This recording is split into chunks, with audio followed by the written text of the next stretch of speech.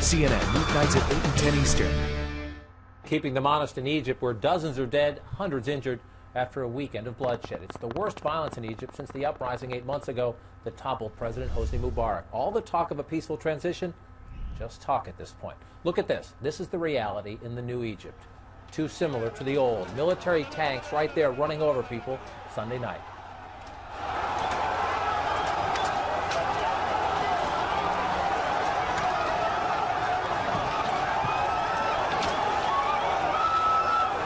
Clashes between the army and pro-Coptic Christian protesters turned deadly. At least 25 people killed, nearly 300 others wounded.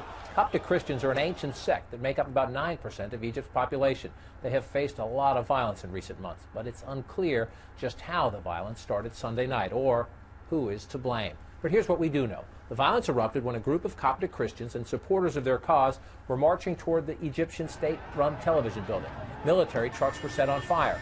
Some of the protesters could be seen throwing rocks. The army says some in the crowd had guns and fired on them. Yet witnesses say it was the army who fired on the protesters. The stories may be different, but no one can deny this. Look right there, dead bodies in the morgue, the victims of this weekend's clashes. Too many victims to refrigerate, so they are kept on ice. This is the reality in the new Egypt. Again, too similar to the old. Once again, the government has imposed a curfew from 2 a.m. to 7 a.m., and people of Egypt still under emergency law, one of the main frustrations they protested back about 8 months ago.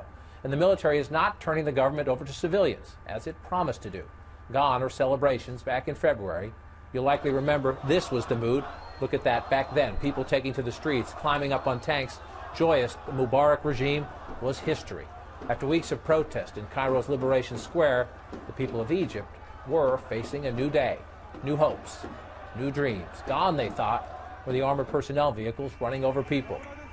You remember this?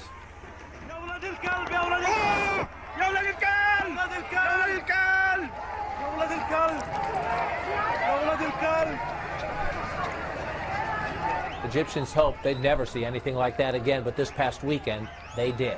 And just like during the uprising earlier this year, video is surfacing on YouTube. Now, we can't independently verify these videos, but we think it's important the world sees what's reportedly going on. We found this video on YouTube. It was recorded last week. Allegedly shows several members of the Egyptian army repeatedly hitting an Egyptian Christian. The man tries to protect his face from the clubbing. We found another shocking video on YouTube. We must warn you, though, it's not easy to watch. We've blurred the worst of it. This is Egyptian singer Rami Assam. He says he was beaten by the army in March. He says the scars on his back prove it. He claims they hit him and others with wooden sticks, metal pipes, hoses, leather batons, and belts. Also on YouTube from October 2nd, video purported to show Egyptian police and military forces torturing detainees, using tasers on them. Men who aren't showing any aggression, yet they are tasered, slapped. Again, this is the reality in the new Egypt, too similar to the old. Here at home, the White House says now is the time for restraint on all sides so Egyptians can move forward together and forge a strong and united Egypt. Just last week, Defense Secretary Leon Panetta visited Egypt and said he had full confidence in the country and its people. He also had this message.